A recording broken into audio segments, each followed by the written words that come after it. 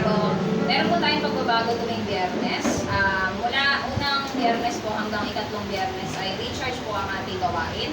At sa tuwing ikahuling Biyernes po ng buwan, ay maaaring ika-4 or ika-5 Biyernes ay worship night naman po yun.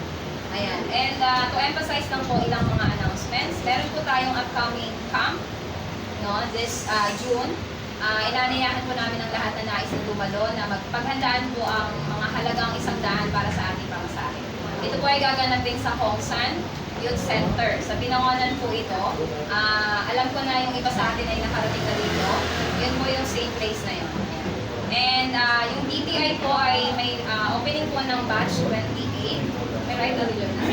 28. At ngayong June din po ata yun. Magsabi lang po, pero we praise God kasi meron na nag-confirm. Ayan, palakpakan naman po natin ang Panginoon sa pagkakilala. Ayan, meron tayong 2 kabataan na nagkumpirma na sila po ay sasama sa DTI. Ito po ay magandang oportunidad para mas kumago tayo sa pagkilala natin sa Panginoon. Ayan, so we praise them. Maybe we will join them as they come sa DTI and opening. And ngayong June 1 po, tingin po kayo sa likod, meron po tayong poster dyan. Himig at galaw ng PCAC. Pero bagamat hindi po yan sa atin, sa Pasay po yan. Ayan, Pasay City Alliance Church. At ang lugar din po ay sa Pasay. Yan po ay gaganapin sa June 1, Sabado po ng alas 6 ng hapon. So welcome po yung bawat isa sa atin.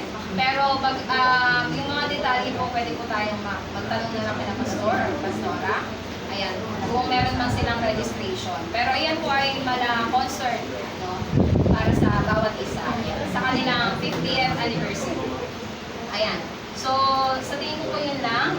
Kung meron pa kung iba, ay si Pastor Jessie na lang po ang magsasabi. And, bukod pa po doon, bago tayo magtapos, meron po mga nagsilibrita ng kanilang mga kaarawan. Itong linggo lang. Ayan. Si Dubay po nung birthday, 15, yan po ay Wednesday. Itong Wednesday lang. Ayan, happy birthday, Kuya Dubay. And si Pastora Nelly kahapon lang po. Ayan. Since she